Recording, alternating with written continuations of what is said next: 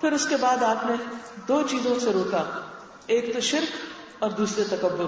اور تکبر کے بارے میں ابھی میں نے آپ کو بتایا کہ حق بات قبول نہ کرنا اور لوگوں کو حقیر سمجھنا. تو یہ دو چیزیں ہمیں اپنی زندگی سے نکالنی ہوگی. ایک اور حدیث میں ہے، حضرت ابو ہریرہ سے روایت ہے کہ ایک آدمی رسول اللہ صلی اللہ علیہ وسلم کے پاس آیا. وہ سفر کا ارادہ رکھتا تھا. اس نے کہا اللہ کے رسول صلی اللہ علیہ وسلم مجھے وصیت کیجیے. آپ میں سے بھی بہت سے لوگ اس وقت سفر کر کے آئے ہیں اور پھر گھر، یعنی یہاں سے جائیں گے گھر جائیں گے، تھوڑا بہت سب کو سفر کرنا پڑے گا. تو آپ اللہ کے رسول صلی اللہ علیہ وسلم کی اس وصیت کو پلے باندھ لیجیے. فرمایا میں تمہیں اللہ کا تقوی اختیار کرنے کے لیے کہتا ہوں، صرف اللہ سے ڈرو، سامنے بھی اور چھپ کر بھی. آپ دیکھیں کہ اگر ہم اللہ سے ڈرتے ہوں تو کیا یہ ہو سکتا ہے کہ پھر کوئی چھپ کر بھی غلط کام کرے؟ کیونکہ اس کو پتا ہے کہ ہر جگہ اللہ تعالیٰ موجود ہے. اب دیکھیں کہ آج کل موبائل کی وجہ سے کتنی خرابیاں ہو رہی ہیں، بہت سے گھر ٹوٹ رہے ہیں، بہت سے میاں بیوی کے درمیان شکوک و شبہات پیدا ہو رہے ہیں، بہت سی لڑکیوں کے رشتے ٹوٹ جاتے ہیں، بہت سی لڑکیوں کے گھر ٹوٹ جاتے ہیں. کیوں؟ اس لیے کہ بعض اوقات انسان ایسے ہی کسی کو چھیڑنے کے لیے شیطان دل میں اس برے عمل کو خوبصورت بناتا ہے اور چھیڑنے کے لیے کہتا ہے اچھا فلاں کو ایک ایسے رانگ نمبر کو بھی ٹیکسٹ کرتے ہیں، وہاں سے ایک اور خوبصورت جس کو شیطان نے خوبصورت بنایا ہوتا ہے وہ جواب آ جاتا ہے، پھر ایک سلسلہ شروع ہو جاتا ہے. اور out of nothing, out of blue ایسے ہی انسان ایک شر میں مبتلا ہو جاتا ہے جس کی کوئی حقیقت بھی نہیں. اور اس وقت انسان اگر اللہ سے ڈرتا ہو تو تبھی انسان اپنے وقت کو بھی بچا سکتا ہے، اپنی عزت اور حیا کو بچا سکتا ہے. آج کی بیٹیاں کل کی مائیں ہیں، نیک پاک دامن عزت و عصمت کی حفاظت کرنے والی مائیں بنے تاکہ آپ کی گودوں سے پاک بچے جنم لیں، اچھے اخلاق اور کردار والے. اگر جوانی میں کسی کا کردار اچھا نہ ہو اور وہ اس پہ توبہ نہ کرے تو وہ اپنے بچوں کی کیا تربیت کر سکتا ہے؟ اس لیے بہت ضروری ہے کہ ہم سب اللہ کا تقوی اختیار کریں. ہم گھر سے باہر ہیں، کوئی ہمیں نہیں دیکھتا، ہم تنہا ہیں، لیکن اللہ ہے. ہم میسج ڈیلیٹ کر سکتے ہیں، اللہ کے ہاں ڈیلیٹ نہیں ہوتا. وہ نامہ اعمال میں بیٹھے فرشتے جیسا لکھتے کوئی نہیں مٹا سکتا سوائے توبہ کے. اس لیے بہت ضروری ہے کہ دل میں جب کوئی برا خیال آئے، کوئی وسوسہ آئے، کسی بھی طرح کی کوئی خرابی آئے تو فوراً اس کو ختم کریں، اس کو وہیں پر روکیں.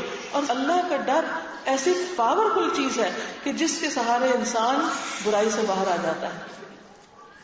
مثلاً ایک شخص کو بہت غصہ آ رہا ہے کسی پر، اس کا دل چاہتا ہے کہ وہ خوب دوسرے کو سنائے، لیکن وہ چپ ہو جاتا ہے، خاموشی اختیار کر لیتا ہے. کیا چیز اس کو خاموش کر سکتی؟ اللہ کا ڈر کہ میرے منہ سے اگر کوئی ایسی بات نکل گئی جو اللہ تعالیٰ کو پسند نہیں تو میری آخرت خراب ہو جائے گی. کیونکہ حدیث میں آتا ہے کہ بعض اوقات تم میں سے کوئی شخص ساری زندگی اچھے کام کرتا ہے لیکن ایک کلمہ، ایک جملہ، ایک بات اپنی زبان سے بے سوچے سمجھے ایسی نکالتا ہے کہ جس پر اللہ تعالیٰ ناراض ہو جاتے ہیں اور اس کی ساری نیکیاں برباد ہو کر رہ جاتی اور وہ منہ کے بل جہنم میں گرایا جاتا ہے اس کلمے کی وجہ سے جس سے اللہ کا غضب بڑک اٹھا. تو بعض اوقات ہم بے سوچے سمجھے دوسروں کے اوپر ایسی باتیں کر دیتے ہیں، فلاں بڑا چور ہے، فلاں بڑا غدار ہے، فلاں تو بہت ہی خائن ہے، فلاں تو بہت رشوت لیتا ہے، فلاں ایسا، فلاں. ہم نے تو دیکھا ہی نہیں، ہم نے صرف سنی سنائی باتوں سے امپریس ہو کر دوسرے کے بارے میں فتوے دینے شروع کر دیے. تو اللہ سے ڈرنا چاہیے. کسی کی شکل و صورت پہ بات نہ بنائیں، کسی کا مذاق نہ اڑائیں، کسی پہ ہنسے نہیں، کسی پہ تہمت نہ لگائیں، کسی کے ساتھ زیادتی نہ کریں. ایسی بات نہ زبان سے نکالیں کہ جو اللہ کو ناراض کر دے. اگر وہ ناراض ہو گیا اور پوری دنیا بھی راضی ہوئی تو ہم خسارے میں ہیں. سب سے بڑی رضا اسی کی رضا ہے. دوسری چیز آپ نے فرمایا ہر بلند جگہ پر اللہ اکبر کہنا. ہر بلند جگہ پر. ایک تو اس کا معنی یہ ہے کہ جب ہم سیڑھی چڑھ رہے ہوں تو اللہ اکبر پڑھیں. عام طور پر لوگ صرف اسی کو لیتے ہیں، لیکن ہر بلند جگہ پر یعنی کہیں کوئی بلندی ملے، مقام میں، درجے میں، مال میں، عزت میں، تو اپنی بڑائی کا نہ گھوم لے کے دل میں بیٹھ جانا اللہ سب سے بڑا ہے، فوراً اللہ اکبر کہیں. یعنی اگر آپ کی کوئی تعریف کرے تو ساتھ ہی کہیں اللہ سب سے بڑا ہے، تعریف کے قابل تو اللہ ہے. دل میں فوراً سوچنے لگے. زندگی میں کوئی نعمت ملے تو یہی کلمات پڑھیں الحمدللہ، اللہ اکبر. اللہ اکبر. بچے کی کوئی کامیابی سنے تو کہیں اللہ اکبر. میاں کی ترقی کی خبر سنے کہے اللہ اکبر. کوئی خوشی ملے کہے اللہ اکبر. اللہ سب سے بڑا ہے. ہر بلند جگہ پر, ہر بلند مقام پر, ہر بلند موقع پر, ہر بلندی کے موقع پر اللہ اکبر. تو جب آپ سفر میں ہو, جو ہی مثلاً بس جا رہی ہے, ذرا اونچائی پہ چڑھنے لگی ہے, کہیں آپ جا رہے ہیں, کہیں کھڈے میں لگے ہیں تو پھر اوپر ہوا تو پھر کہیں اللہ اکبر. اللہ سب سے بڑا, کیونکہ جب اللہ کی بڑائی دل میں آتی ہے اور ہم اللہ کو سب سے بڑا سمجھنے لگتے ہیں, تو پھر جب اس کی عظمت میں انسان ہوتا ہے تو چھوٹے چھوٹے غم اور چھوٹے چھوٹے مسئلے ہی نہیں لگتے. پھر اسی طرح یہ ہے کہ جو شخص اللہ کی تسبیح بیان کرتا ہے, اس کی تسبیح عرش کے گرد چکر لگاتی ہے. نبی صلی اللہ علیہ وسلم نے فرمایا, تم لوگ اللہ کی عظمت کا جو ذکر کرتے ہو, یعنی جب اللہ اکبر کہتے ہو, یعنی تسبیح, تحلیل اور تحمید, سبحان اللہ, الحمد للہ, لا الہ الا اللہ, اللہ اکبر, تو وہ عرش کے گرد چکر لگاتے ہیں. یعنی ہماری یہ آوازیں جو تسبیح کے الفاظ ہوتے ہیں, یہ کہاں پہنچ جاتے ہیں؟ عرش کے پاس, آس پاس. اور جیسے خانہ کعبہ کا طواف ہوتا ہے نا, تو یہ ہمارے کلمات چکر لگانے لگتے ہیں اور ان کی بھنبھناہٹ ہوتی ہے. یعنی وہ آوازیں ہوتی ہیں وہاں پر اللہ اکبر, سبحان اللہ کی, اور وہ اپنے کہنے والے کا اللہ کے دربار میں ذکر کرتے ہیں. یعنی عرش کے باہر یہ آوازیں اللہ کے دربار میں جاتی ہیں. فرمایا, کیا تم نہیں چاہتے کہ اللہ کے دربار میں تمہارا ذکر ہو؟ کیا تم نہیں چاہتے کہ اللہ کے دربار میں ذکر ہو؟ دیکھیں ہم کتنا خوش ہوتے ہیں جب ہمیں پتہ چلتا ہے فلاں ہمیں یاد کر رہا تھا اور اس نے ہمارا ذکر بڑے اچھے الفاظ میں کیا ہے. کتنی خوشی ہوتی ہے. حالانکہ یہ تو سب فانی انسان ہے. کیا کہنا اس شخص کی خوش قسمتی کا جس کا ذکر اللہ کے دربار میں ہو, جس کے بارے میں فرشتے سنیں. اور یہ کون لوگ ہیں؟ ذکر کرنے والے لوگ ہی ہیں, جو اللہ کو کثرت سے یاد کریں, اللہ کی بڑائی بیان کریں. نبی صلی اللہ علیہ وسلم نے فرمایا, جیسے اللہ نے تمہارے درمیان تمہارا رزق تقسیم کیا ہے, ویسے ہی تمہارے درمیان اخلاق تقسیم کیا ہے. بے شک اللہ مال اس کو بھی دیتا ہے جس سے وہ محبت کرتا ہے, اور اس کو بھی دیتا ہے جس سے وہ محبت نہیں کرتا. اللہ اس کو بھی مال دیتا ہے جس سے وہ محبت نہیں کرتا. قارون کو بھی مال ملا تھا, حالانکہ وہ اللہ کے ناپسندیدہ بندوں میں سے تھا. فرعون کی بھی بڑی عزت تھی وقت میں, لیکن اللہ کے نزدیک سخت ناپسندیدہ تھا. لیکن ایمان صرف اس کو دیتا ہے جس سے وہ محبت کرتا ہے. دین کی سمجھ اس کو دیتا ہے جس سے وہ بھلائی کا ارادہ کرتا ہے. تو جو بچائے اپنے مال کو خرچ کرنے سے, اور ڈرے دشمن سے مقابلہ کرنے سے, اور خوف کھائے رات سے کہ وہ پریشان کرے گی, کیونکہ رات کا اندھیرا آتا ہے تو ڈر لگنے لگتا ہے, تو وہ اس قول کی کثرت کر دے, لا الہ الا اللہ, سبحان اللہ, والحمد للہ, واللہ اکبر. اس موقع پر میں وہ بات بھی یاد کرانا چاہوں گی کہ ہم میں سے ہر شخص کسی نہ کسی دکھ, غم, پریشانی اور فکر کا شکار رہتا ہے. اور عام طور پر ایسا ہوتا ہے کہ جب ہم سوتے ہیں اور اکیلے ہوتے ہیں, جب ساری رونقیں ختم ہو جاتی ہیں, بچے بھی سو جاتے ہیں اور بھی لوگ سو جاتے ہیں, تو پھر ہمارے اوپر کیا خیالات آتے ہیں؟ پریشانیاں, فکر, غم, ہم کیا بنے گا میرا, کیا بنے گا فلاں بچے کا, کیا ہوگا. حالانکہ دنیا میں, زندگی میں جتنے مسائل آئے, جتنی پریشانیاں آئیں, جتنے غم آئے, سب چلے گئے, اور بعض ایسے آئے کہ ہمیں یاد بھی نہیں. آج مجھے سرگودا کالج جانے کا اتفاق ہوا جہاں میں نے 4 سال پڑھا, تو میں سوچ رہی تھی کہ ان 4 سالوں میں اچھے مومنٹس بھی آئے اور برے بھی آئے ہوں گے, لیکن آپ یقین کریں مجھے کوئی ایک ایسا مومنٹ یاد نہیں آیا کہ جس میں میرا کوئی دل دکھا ہو یا کوئی مجھے پریشانی ہوئی ہو. مجھے کچھ نہیں یاد آیا, لیکن اچھی یادیں میرے دل پہ ایک دم آ گئی. تو میں سوچ رہی تھی کہ یہ بھی ہو سکتا تھا کہ مجھے صرف برے واقعات یاد ہوں اور اچھی کوئی بات یاد نہ آئے. اس سے کیا فائدہ ہوتا سوائے پریشانی کی. تو اس سے میں نے یہ سیکھا کہ انسان اپنے ماضی کو بھول جاتا ہے, دکھ, تکلیفیں, پریشانیاں بھی بھول جاتی ہیں. جو پریشانی آج ہے 4 سال بعد آپ کو یاد بھی نہیں رہے گی. ہو سکتا ہے پچھلے سال آج کے دن آپ کے دل پر کوئی بڑی پریشانی آئی, وہ کیا تھی, کس نے پریشان کیا تھا, وہ کون تھا, یاد ہی نہیں. کتنی چیزیں آئیں چلی گئیں، لہذا کیوں پریشان ہو؟ ایک تو اللہ پہ توکل کرنا چاہیے.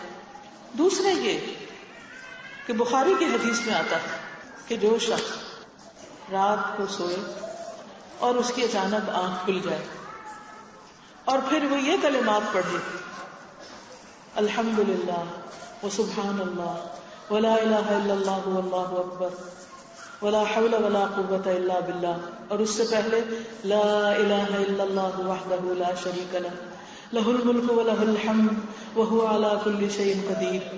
یہ کلمہ پڑھ کے پھر کیا پڑھے؟ الحمدللہ وسبحان اللہ ولا الہ الا اللہ واللہ اکبر. پھر کوئی دعا مانگے یا کہے اللہم اغفر لی، اے اللہ مجھے معاف کر دے، تو اللہ تعالیٰ اس کو بخش دیتا ہے، اس کی دعا قبول کر لیتا ہے. کتنا خوبصورت ہے ہمارا دین. ایسے سارے لوگوں کے لیے کتنا بڑا پیغام ہے جو رات کو پریشانیوں کے مارے سو نہیں سکتے.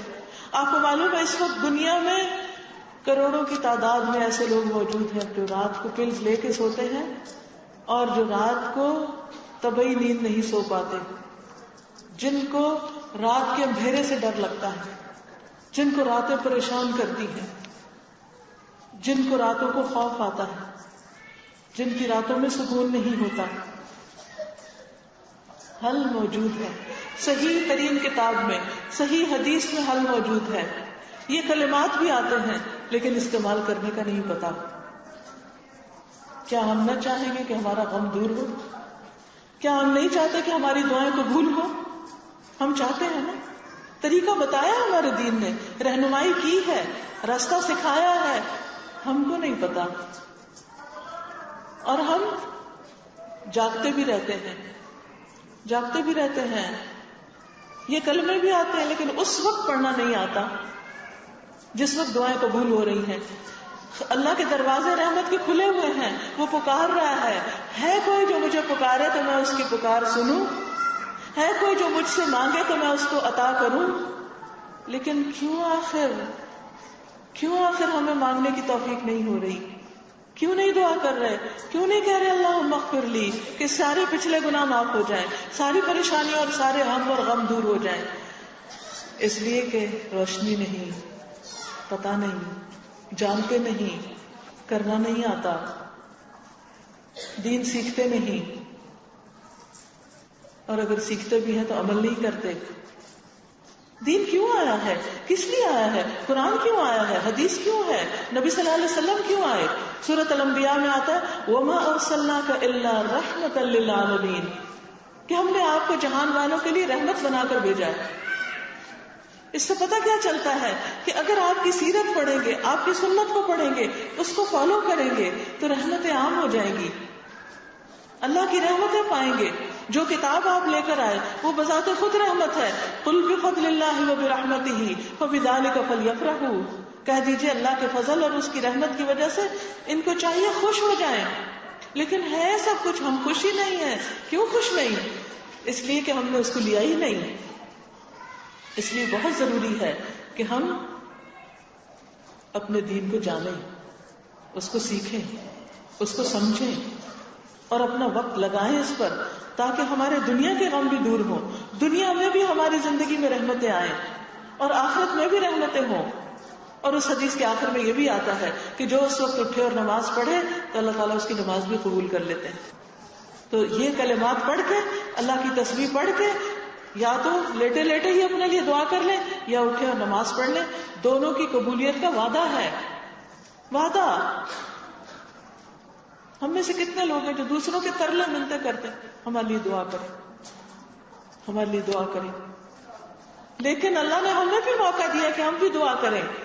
ایسا نہیں کہ اللہ نے صرف چند مخصوص لوگ دنیا میں پیدا کیے ہیں کہ بس وہی دعا کریں گے اور صرف انہی کی قبول ہوگی. آپ کی بھی ہوگی. یہ وعدہ اللہ کا سب سے ہے، ہم سب پر یہ رحمتیں نازل ہو سکتی، بس ضرورت اس چیز کی کہ یہ کرنے لگ جائیں. کیا آپ سب کو آتا ہے یہ کلمہ لا الہ الا اللہ وحدہ لا شریک لہ؟ آتا ہے نا؟ جس کو نہیں آتا تو سیکھنا کیا مشکل ہے، اپنے بچوں کو بھی سکھا دیں. الحمدللہ آتا ہے، سبحان اللہ آتا ہے، لا الہ الا اللہ واللہ اکبر آتا ہے، لا حول ولا قوت الا باللہ آتا ہے. بس اتنی سی تو بات ہے، سب کچھ آتا ہے آپ کو. آج رات اگر آپ کی آنکھ کھلی تو آپ نے ضرور اس کو پڑھنا اور اپنے لیے بخشش کی دعا کرنی. اور آپ اپنی زندگی میں واضح فرق محسوس کریں گے. کوئی آپ کا غم ہے, کوئی آپ کے گھر میں پریشانی ہے, کسی کی طرف سے بھی آپ یہ پڑھنا شروع کر دیں. ساری چیزوں کا مالک تو اللہ ہے, سارے خزانے اس کے ہاتھ میں ہیں, ہمارے ہاتھ میں کچھ نہیں. لہذا بے حد ضروری ہے کہ ہم اپنے دین کی نئی نئی باتیں جانیں, سیکھیں, پہچانیں اور اللہ کا شکر ادا کریں کہ یا اللہ یہ ساری نعمتیں تیری ہی طرف سے ہیں. اس کے لیے صبح شام کی دعائیں پڑھنا اور ان چیزوں کو سیکھنا اور اس پر عمل کرنا بے حد ضروری ہے. تو بس میرے کہنے کی گزارش یہی تھی. آج کی اس مجلس میں صرف یاد دہانی تھی, یہ سب باتیں آپ کو پتا ہیں. میں آپ سے کچھ بہت زیادہ نہیں جانتی, آپ سب بھی ماشاءاللہ جانتے ہیں. لیکن ایک صحابی نے دوسرے سے کہا تھا کہ آؤ تھوڑی دیر کے لیے ایمان لے آئیں, آؤ تھوڑی دیر کے لیے ایمان لے آئیں. بس میں اسی لیے آئی ہوں کہ آئیں تھوڑی دیر کے لیے ایمان لائیں, آئیں سب مل بیٹھ کر اللہ کو یاد کریں اور اچھی اچھی باتوں کو دوبارہ سے اپنے ذہنوں کو تازہ کریں. جیسے بادل, آپ دیکھیں کہ پانی زمین میں بھی ہوتا ہے, بارش کیوں آتی ہے, بادل کیوں آتے ہیں, اور پھر وہ ہمیشہ نہیں وہاں رہتے, وہ آتے ہیں چلے جاتے ہیں. تھوڑی سی بھی بارش ہو مٹی سے بھی خوشبو آنے لگتی ہے, ہوا بھی صاف ہونے لگتی, آسمان بھی خوبصورت نظر آنے لگتا ہے, پودے اور پرندے بھی چہچہانے لگتے ہیں. یہ کیا چیز ہے؟ کیا وہ آپ کہیں نہیں وہ پچھلے سال آئی تھی بارش؟ نہیں, ہر تھوڑے عرصے کے بعد اللہ تعالیٰ کی رحمت آتی ہے اور وہ کیا ہوتا ہے, بادل آتے ہیں, ہوائیں چلتی ہیں, ہر چیز صاف ہو جاتی ہے. بس اللہ کا ذکر اور یہ دین کی مجلسیں یہی ہیں. یہ بادلوں کی طرح ایک گھٹائیں ہوتی ہیں, آتی ہیں, ہمارے دل کے ہم غم بھی صاف ہوتے ہیں, پریشانیاں بھی دھلتی ہیں, روشنی ملتی ہے اور ہمارے عمل میں بھی بہتری آتی ہے. ہم ایک قدم اور آگے بڑھ جاتے ہیں, بھولی ہوئی چیزیں یاد دہانی ہو جاتی ہے. کیونکہ فذکر فإن الذکر تنفع المؤمنین, یاد دہانی کرائیے, نصیحت کیجیے, ذکر کیجیے, کیونکہ یہ مومنوں کو فائدہ دیتا ہے. تو یہ ہمارے فائدے کی چیزیں ہیں. لیکن اس کے ساتھ ساتھ آپ مستقل طور پر پانی پیتے رہیے. کون سا پانی؟ وحی الہی کی بارش, اس سے مستفید ہوتے رہیے. مسلسل اپنی روٹین بنائیے جس میں کچھ وقت اپنی ذاتی عبادت کے لیے, ذکر اذکار کے لیے, کچھ گھر والوں کی خدمت کے لیے اور کچھ اپنے دین کو سیکھنے کے لیے. اپنے علم کو روز بڑھائیے تھوڑا تھوڑا. جو چیزیں پڑھ چکے ہیں نا اور بھول چکے ہیں ان کو پھر تازہ کر لیجیے. تو انشاءاللہ آپ ایک ٹری کی طرح گرو کرتے جائیں گے. یاد رکھیں, ماں کے پیٹ سے کوئی عالم فاضل نہیں پیدا ہوتا, سب کو دنیا میں ہی آ کے محنت کرنی پڑتی ہے. اور جتنے بھی عالم فاضل ہیں نا جن کو آپ کہتے ہیں, وہ بھی کوئی انہونے انسان نہیں, ہمارے جیسے انسان ہوتے ہیں. صرف فرق کیا ہوتا ہے, وہ اپنے علم میں اضافہ کرتے رہتے ہیں اور وہ درخت گرو کرتے رہتے ہیں حتیٰ کہ سایہ دار درخت بن جاتے ہیں. پھر وہ اوروں کو بھی اپنے چھاؤں تلے ٹھنڈک پہنچاتے ہیں. تو ایک یہ ہے کہ ہم کسی کے سایہ تلے جا بیٹھے, اور ایک یہ کہ ہم اپنے علم میں اضافہ کریں, عمل میں اضافہ کریں, ایمان میں, اور دوسرے لوگ ہم سے ٹھنڈک حاصل کریں, دوسروں کو فیض پہنچانے والے بن جائیں. نبی صلی اللہ علیہ وسلم نے فرمایا کچھ لوگ خیر کی کنجیاں ہوتے ہیں, جہاں جاتے ہیں خیر پھیلاتے ہیں, اور کچھ لوگ شر کی کنجیاں ہوتے ہیں, جہاں جاتے ہیں شر ہی ڈال کے آتے ہیں. فساد, فتنہ, لڑائی جھگڑا. آپ نے دیکھا ہوگا نا کہ کچھ لوگ آتے ہیں تو لوگوں کو لڑا کے چلے جاتے ہیں, اور کچھ آتے ہیں کہ آپ کے بہت سے مسئلے حل کر کے چلے جاتے ہیں. ہم نے کیا بننا ہے؟ ہم کون سی کنجی بننا چاہتے ہیں؟ ہمیں خیر کی کنجی بننا ہے. لہذا میری گزارش آپ سے یہی ہے کہ یہ تین کام جو ہیں, ایک بندوں کی خدمت, ایک اللہ کی عبادت اور ایک اپنی ذاتی ترقی, یہ تینوں کو وقت دیں. بعض اوقات ہم اللہ کی عبادت میں تو لگ جاتے ہیں لیکن علم میں اضافہ نہیں کرتے. حالانکہ اللہ سبحانہ وتعالیٰ نے نبی صلی اللہ علیہ وسلم کو کیا فرماتا, وَقُلْ رَبِّ زِدْنِی عِلْمًا, کہہ دیجئے کیا میرے رب میرے علم میں اضافہ کیجئے. ٹھیک ہے, ایک وقت اللہ کی عبادت کے لیے, 5 وقت کی نمازیں لازم, ذکر اذکار. دوسرا وقت بندوں کی خدمت کے لیے, بندوں میں گھر والے بھی آتے ہیں, ہمسائے بھی آتے ہیں, اور غریب لوگ بھی آتے ہیں. اگر وقت گھر والوں سے بچ جائے, جب بچے چھوٹے ہوتے ہیں تو گھر سے فرصت کم ملتی, لیکن جب بچے بڑے ہو جاتے ہیں, بہت سی بزرگ خواتین ایسی ہوتی ہیں کہ جو اپنے بڑھاپے میں سوائے پریشانیوں کے کچھ مول نہیں لیتی, سارا وقت روتی رہتی ہیں, پریشان, اداس, غمگین, کبھی ایک بچے کی فکر, کبھی دوسرے بچے کی فکر, کبھی اس کا رونا, کبھی اس کا دھونا. کل میری ملاقات ایک بڑی خوبصورت بزرگ خاتون سے ہوئی, بہت ہی پیاری خاتون. انہوں نے اتنا مجھے انسپائر کیا کہ مجھے رشک آیا ان پر. وہ خاتون یہ سرگودا کے قریب منڈی بہاؤالدین کے قریب ایک علاقہ ہے کوٹ غلام رسول, اس میں ایک گاؤں میں ڈیرے پر رہتی ہیں. پھر سیالکوٹ میں انہیں قرآن پاک سننے کا موقع ملا. ایسا شوق دل کو لگا کہ بہو کو بھی کورس کروایا, سیکھا, اور اس کے بعد آ کے اپنے گاؤں میں اسکول بنایا, یعنی الہدا کی ایک برانچ بنائی. پڑھانے والی بچی نہیں تھی کوئی, دعائیں کرتی تھی. اور اس کے بعد اسلام آباد میں کسی پروگرام میں اسی طرح شریک ہوئی تو وہ الہدا کے انتظامیہ کو لکھ رہی تھی کہ کوئی ٹیچر ہمارے لیے انتظام کرے جو ہمارے گاؤں میں آ کے پڑھائے اور ہمارے گاؤں میں کوئی برانچ کھولی جائے. اور دوسری طرف ایک بچی جو ہمارے کورس کو ختم کر کے بیٹھی تھی, وہ درخواست لکھ رہی تھی کہ میں اپنے آپ کو دین کے کام میں وقف کرتی ہوں, مجھے جہاں چاہیں بھیجے, میں وہاں جا کے سکھاتی ہوں. اتفاق دیکھے دونوں ساتھ ساتھ بیٹھے ہوئے ہیں. وہ کہتے ہیں ابھی تک ہم نے وہ کاغذ سنبھال کے رکھے ہیں. وہاں اس نے بھی بسم اللہ سے شروع کیا, میں نے بھی بسم اللہ سے, اور اس کی بھی اپلیکیشن اس کے پاس رہ گئی, میری بھی میرے پاس, اور ہم نے آپس میں ایک دوسرے سے طے کیا. اس بچی نے آ کر, وہ عباس پورہ کی بچی ہے جو انڈیا کے بارڈر پر کشمیر کا وہ آخری دور دراز علاقہ ہے, وہاں سے آ کے 1.5 سال وہ بچی یہاں رہی ہے اس ڈیرے پر. یہ جو بزرگ خاتون جن سے میں بہت انسپائر ہوئی ہوں, ان بزرگ خاتون نے ان کو اپنی بیٹیوں کی طرح رکھا, اس کے ساتھ سوتی نہیں کہ وہ اکیلی نہ ہو, کیونکہ ماں باپ نے ایک اعتماد پر بھیجا ہے. اس کو کمپنی دی, گھر کے ساتھ برانچ بنائی, کمرے بنوائے, باہر خوبصورت سبزیاں اگائیں, پھول پھل, اور اتنا ہی نہیں ایسا لگ رہا تھا جیسے کوئی رحمت برس رہی ہے. اور مختلف گاؤں سے بچوں کو وینس پر بلا کے ان کا پڑھائی کا انتظام کیا. اور اس خاتون کے چہرے پہ ایسی رونق, ایسی خوشی اور اتنا اطمینان. میں نے سوچا کیا خوش قسمت خاتون ہے جس کا اتنا خوبصورت بڑھاپا, اتنا خوبصورت. ورنہ اگر یہ کام نہ کرتی تو اس وقت ڈیرے پہ بیٹھ کے کیا کرتی, یا تو نوکروں کو حکم جھاڑ رہی ہوتی, یا کسی کو کچھ چیخ چلا کے کوئی بلا رہی ہوتی, پکار رہی تھی, اس کا شکوہ اس کی شکایت. کوئی آتا تو کہتی بچے ایسے فلاں ایسا فلاں ایسے. کیا حاصل؟ بہت سے بزرگوں کو میں نے دیکھا وہ سارا وقت بس یہ اسی قسم کی باتیں کرتے ہیں, یا بہو کی برائیاں, یا بیٹی کے شکوے, یا بیٹے کی ناخلفی, یا پھر کسی دائیں بائیں غیبتیں. آخری عمر ہے, ڈپریشن کا شکار ہے, نہ اللہ کا ذکر ہے, نہ نمازوں میں توجہ ہے, یا فارغ ہوں گے تو بیٹھ کے ٹی وی کے چینل گھماتے رہیں گے. یہ بڑھاپا, اللہ کی طرف جانے کا وقت اور قریب آ رہا ہے. اقترب للناس حسابهم وهم في غفلة معرضون. لوگوں کے حساب کا وقت قریب آ گیا. یہ نہیں کہ صرف بوڑھوں کا, جوانوں کا بھی قریب ہے, لیکن obviously جوانی سے زیادہ بڑھاپا زیادہ خطرے کی حالت میں ہوتا ہے.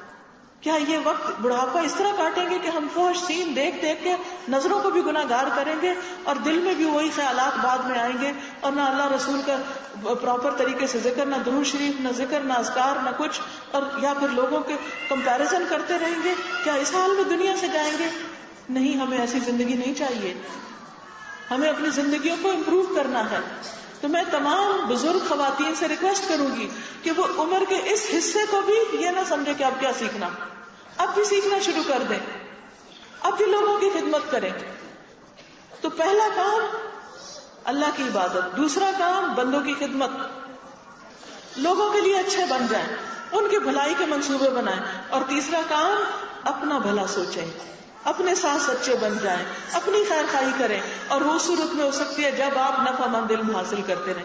علم حاصل کرنے کے لیے کتابیں بھی موجود ہیں اور کیسٹس وغیرہ بھی موجود ہیں.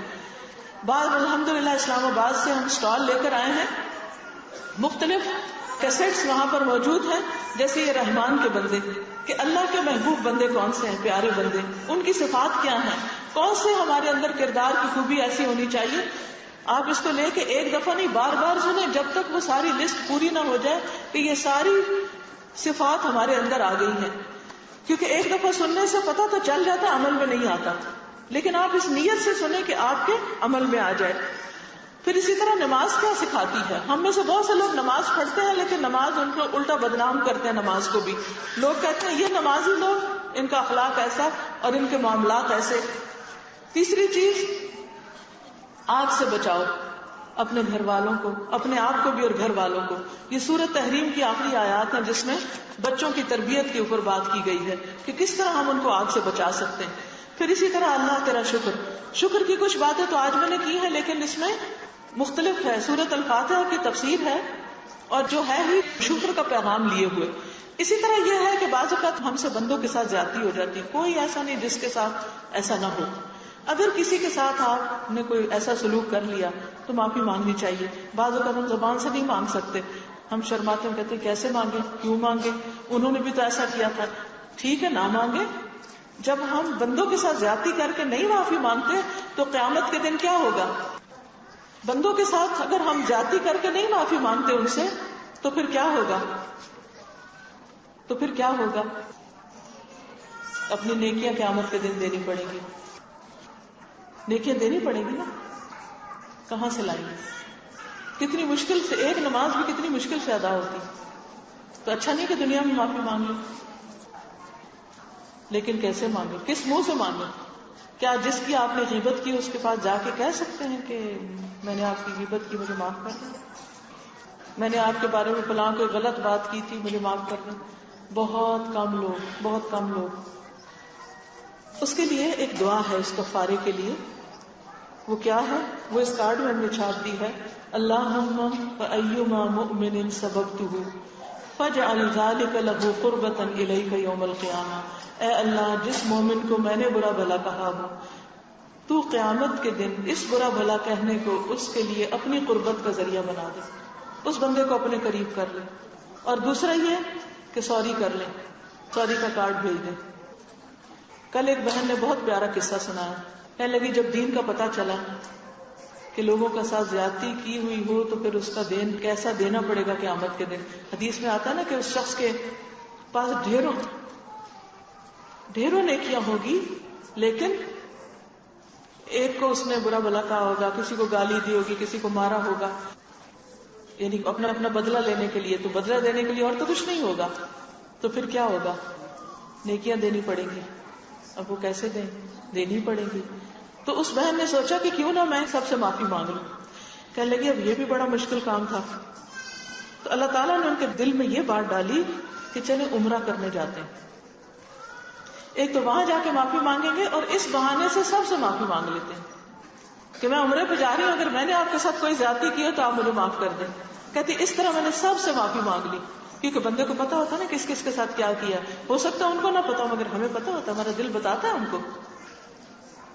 اور پھر وہاں جا کے اللہ سے خوب دعائیں کی. تو بات یہ ہے کہ ہم سب کو اس کی ضرورت ہے.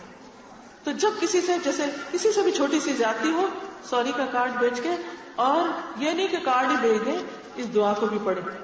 کبھی کسی کے ساتھ زیادتی ہو جائے، اس کارڈ کو آپ اپنی دیوار پہ، بورڈ پہ کہیں لگا رکھیں، زبانی یاد نہ رہے شاید، تو اس بندے کو ذہن میں رکھ کے یہ دعا پڑھیں.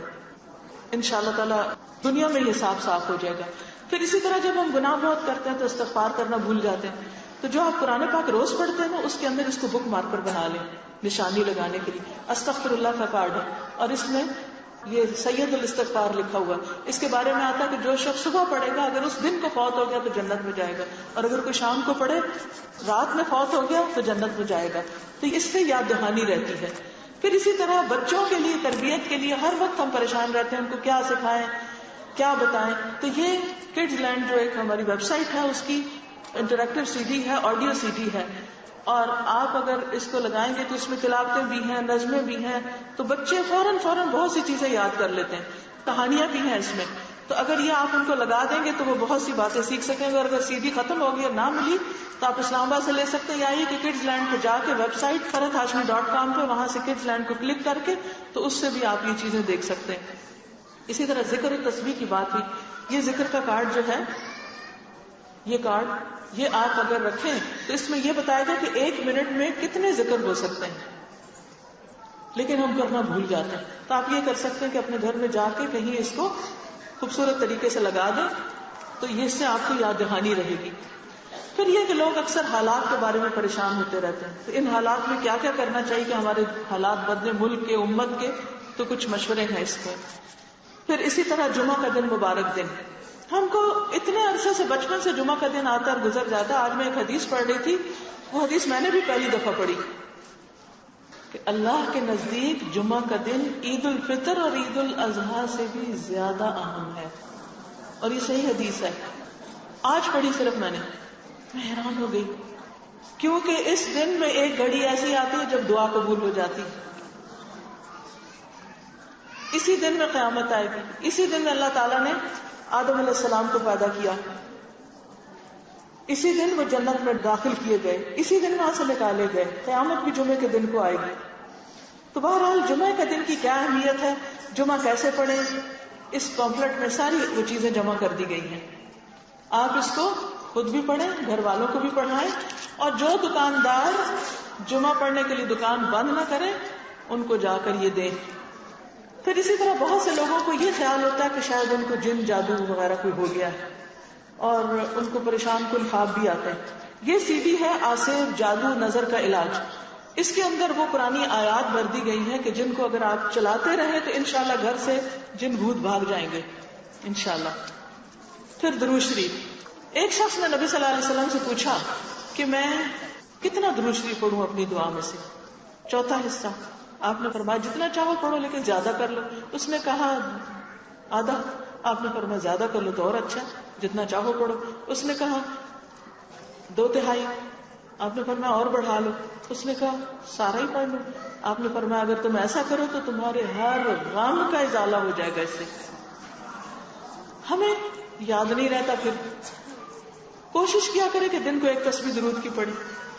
خود بھی اگر آپ میں سے کوئی ٹیچر ہے تو اپنے اسٹوڈنٹس کے ساتھ آپ تھوڑا تھوڑا اس کو شیئر کر سکتے ہیں، ان ساری چیزوں کو اپنے ہمسایوں کو دیں، ان کو بتائیں، کیونکہ آپ کے بتانے سے اگر ایک شخص بھی کرنے لگے گا تو اس کا اجر اس کو تو جائے گا ہی، آپ کو بھی ساتھ ہی شروع ہو جائے گا۔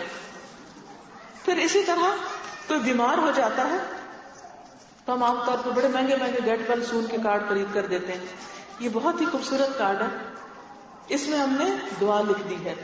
نبی صلی اللہ علیہ وسلم نے فرمایا جس نے کسی ایسے مریض کی عادت کی جس کی موت نہ آئی ہو تو 7 بار اس کے پاس یہ دعا پڑھے تو اللہ تعالیٰ اس کو بیماری سے عافیت دے گا۔ یہ دعا لکھی ہوئی ہے، تو بیمار کے پاس جائیں، ہسپتال جائیں، یہ کارڈ اس کو بھی دے آئیں اور وہاں بیٹھ کے پہلے خود 7 بار پڑھ کے اس کو دم کر کے پھر اس کو پکڑا کے آ جائیں، اور وہ اپنے لیے بھی پڑھ سکتا ہے اور اس کو کہنا چاہیے لا باس طہور انشاءاللہ۔ تو یہ بھی بہت کام کا کارڈ ہے۔ عام طور پہ ہم پھولوں والے اور ادھر ادھر کارڈ دیتے ہیں، وہ تو ایک دفعہ پڑھ کے پھر بندے پھینک دیتے ہیں، لیکن یہ تو زندگی بھر کام آنے والی چیز ہے۔ پھر قرآن مجید مکمل تلاوت ہے اس میں، یہ آپ لگا سکتے ہیں۔ پھر اسی طرح ویلنٹائن ڈے آنے والا ہے فروری میں، اور بہت سے لوگ ویلنٹائن کے پیچھے پڑ گئے ہیں، اسلام میں اس کی کیا حیثیت ہے، تو یہ پمفلٹ جو ہے اظہار محبت کیسے، اس میں اس کے بارے میں بتایا۔ بہت سے لوگ نیو ایئر منانے لگے، اسلام میں نیو ایئر کا کیا کانسیپٹ ہے، یہ انگلش میں پمفلٹ ہے، خاص طور پہ ہمارے بچے جو انگریزی پڑھتے ہیں ان کو آپ دے سکتے ہیں۔ یہ قرآنی اور مسنون دعاؤں کا کارڈ ہے، ہلکا ہے بیگ میں رکھنے کے لیے۔ پھر ایاک نستعین، اس میں بہت سی دعاؤں کو جمع کر دیا گیا ہے، صبح و شام کی دعائیں ہیں، اور اس کے علاوہ سوتے میں ڈر لگے یا وسوسے آئیں یا نظر لگے یا بیماریوں سے شفا کے لیے یا مریض کی عادت کے لیے یا رنج و غم، اسی طرح کچھ دعائیں ایسی ہیں جن کو پڑھ کے دعا کی جائے تو دعا قبول ہوتی۔ اسی طرح قرآنی اور مسنون دعاؤں کی یہ کتاب ہے۔ آپ نمازوں کے بعد اگر زبانی آپ کو دعائیں یاد نہیں تو آپ کیا کر سکتے ہیں، ان دعاؤں کو کھول کے پڑھ لیں۔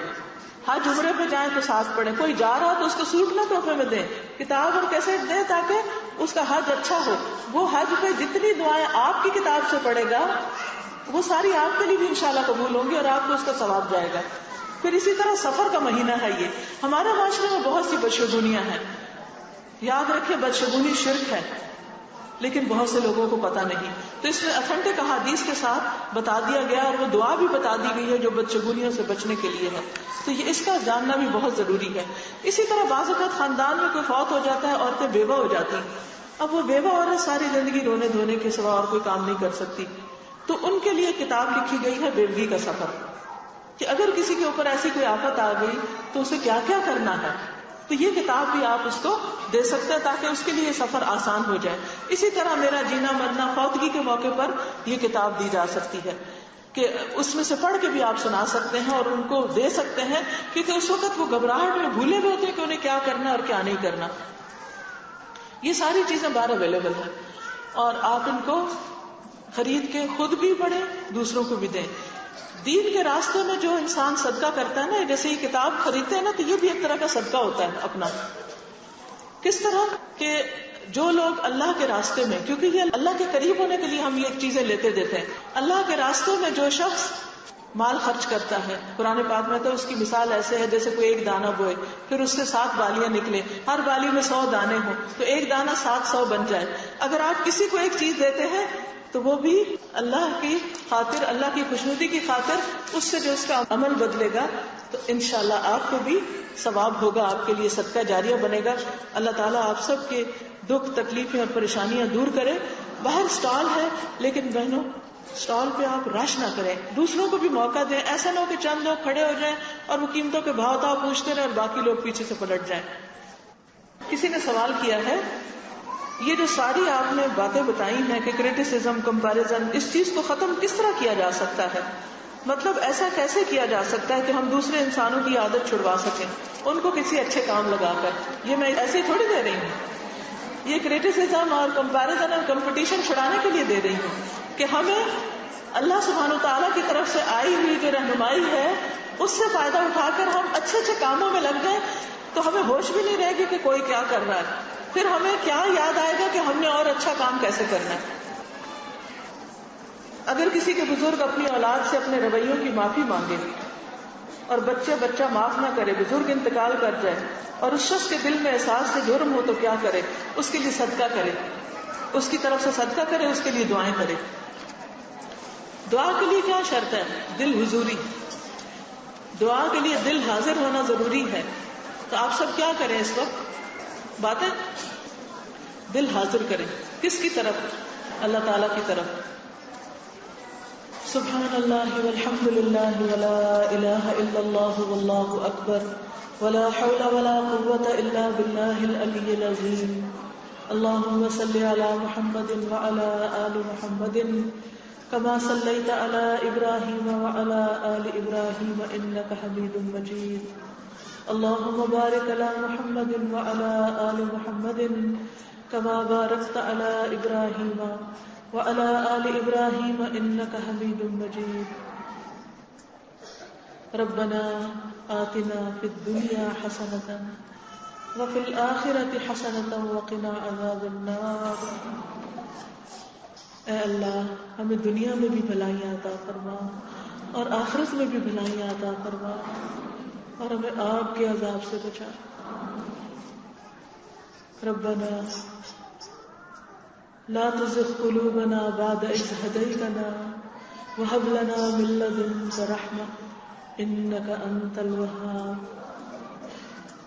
اے اللہ ہدایت آنے کے بعد ہمارے دلوں کو ٹیڑھا نہ کرنا اور ہمیں اپنے پاس سے رحمت عطا فرما. یا رب العالمین تو ہمارے دلوں کو ہدایت پر تھام لے، ہمارے دلوں کو روشن کر دے، ہمیں بندوں کی خدمت کی توفیق دے، اپنی عبادت میں ہماری آنکھوں کی ٹھنڈک رکھ دے، نماز کو ہماری آنکھوں کی ٹھنڈک بنا دے، ہمیں خشوع و خضوع کے ساتھ نماز پڑھنے کی توفیق عطا فرما. یا اللہ ہمارے دلوں سے شیطان کے وسوسے دور کر دے، منفی چیزیں ختم کر دے. یا رب العالمین ہمیں اپنا قرب نصیب فرما. یا اللہ ہمیں بندوں کی خدمت کا شوق دے دے، ہماری سستی دور کر دے. یا اللہ ہمارے مال میں برکت پیدا کر دے کہ ہم جان مال دونوں طریقوں سے تیرے بندوں کی خدمت کریں. یا رب العالمین ہمارے نفع مند علم میں اضافہ کر دے، ہمیں نئی نئی چیزیں سکھا دے، ہمیں عمل میں آگے بڑھا دے، ہم جو کچھ پڑھیں اور سیکھیں اس پر عمل کریں. یا رب العالمین تو ہماری اولادوں کو ہماری آنکھوں کی ٹھنڈک بنا، ہمارے شوہروں کو دین کے کام میں ہمارا مددگار بنا. یا اللہ ہمارے گھروں میں دین کے چراغ روشن ہو، ہمارے سینوں میں تیری محبت اور ہمارے گھروں میں تیرے ذکر کا چرچا ہو. یا رب العالمین جو بچے بگڑ چکے ہیں انہیں ہدایت دے دے، جو راہ سے بھٹک چکے ہیں انہیں سیدھا راستہ دکھا دے. یا اللہ ہمارے بچوں کو ایمان دے دے، اپنا ڈر دے دے، حیا دے دے، ایمان دے دے. اللہ انہیں دین کی محبت دے دے. اللہ ان کی تربیت میں جو ہم سے کوتاہیاں ہوگی تو ہمیں معاف کر دے اور انہیں سیدھا راستہ دکھا دے. یا اللہ ہماری غلطیوں کو معاف کر دے. ربنا لا تؤاخذنا إن نسينا أو أخطأنا ربنا ولا تحمل علينا إصرا كما حملته على الذين من قبلنا ربنا ولا تحملنا ما لا طاقة لنا به واعف عنا واغفر لنا وارحمنا أنت مولانا فانصرنا على القوم الكافرين. یا اللہ ہماری بھول چوک اور خطاؤں کو معاف کر دے. ربنا آتنا من لدنک رحمتا وہیئ لنا من امرنا رشدا. یا اللہ ہمیں سارے معاملات میں صحیح رہنمائی عطا فرما, ہمیں بہترین فیصلے کرنے کی توفیق عطا فرما, ہمیں نیکی کے کاموں میں دن بدن آگے ترقی عطا فرما. یا رب العالمین ہمیں غفلت سے نکال. یا اللہ ہمارے دلوں کو جگا دے. یا اللہ ہمیں اخلاص نیت عطا فرما دے, اپنے اوپر خود چیک رکھنے کی توفیق عطا فرما دے. یا رب العالمین تو ہمیں برے اخلاق سے نجات دے. اللہ ہمیں نیکی کی توفیق دے, ہمیں ہمارے نفس کے شر سے بچا لے.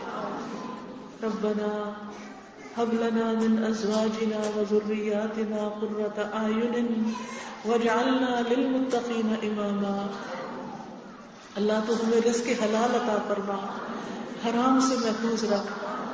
یا اللہ تو ہمیں صالح نیک اور صدقہ جاریہ اولاد عطا فرما. یا اللہ جن بچیوں کی شادیاں نہیں انہیں نیک شوہر عطا فرما. یا اللہ جن کے شوہر غلط راستوں پر ہیں انہیں ہدایت عطا فرما. اللہ ہمارے گھروں میں سکون پیدا کر دے, گھروں کے لڑائی جھگڑے فتنے فساد دور کر دے. ہمارے گھروں میں تیرا ذکر بلند ہو, تیرا نام بلند ہو. یا اللہ مسلمانوں میں اتفاق اور اتحاد پیدا کر دے, ایک دوسرے کی محبت پیدا کر دے. یا اللہ جتنی بہنیں یہاں آئی ہیں ان کی جو دعائیں ہیں, ان کے جو مسائل ہیں, یا اللہ تو ان کو جانتا ہے, تو ان کی دعائیں قبول فرما, ان کی مشکلات آسان فرما اور ان کے سارے دکھ درد دور کر دے, اور ان کو یہاں آنے کا بہترین اجر عطا فرما اور ان کی نیکی کو قیامت کے لیے محفوظ کر دے. یا اللہ ہمارے لیے نیکی اور خیر اور بھلائی کے بے شمار دروازے کھول دے اور ہم مرنے سے پہلے پہلے تجھے راضی کر لے. اللہ ہماری موت اس حال میں ہو کہ تو ہم سے راضی ہو. یا اللہ تو ہمیں معاف کر دینا, اللہ صالحین کے ساتھ اٹھانا. یا اللہ تو ہمیں اپنا قرب نصیب فرمانا. ربنا تقبل منا انك انت السميع العليم وتب علينا انك انت التواب الرحيم. وصلى الله تعالى على خير خلقه محمد وعلى اله واصحابه واهل بيته اجمعين برحمتك يا ارحم الراحمين. سبحانك اللهم وبحمدك نشهد ان لا اله الا انت نستغفرك ونتوب اليك. آپ سب بہنوں کے آنے کا بہت شکریہ, جنہوں نے انتظام کیا ان کا بھی بہت شکریہ. اللہ ان سب کو بہت جزا عطا فرمائے اور آپ سب کے لیے اس مجلس کو صدقہ جاریہ بنائے. ظاہر ہے آپ لوگ زیادہ ہیں اور میں اکیلی ہوں, میں شاید سب سے انڈیویجولی نہ مل سکوں, لیکن اگر آپ مجھے کچھ بھی کہنا چاہیں تو اپنے کاغذ پر لکھ کر مجھے دے دیں.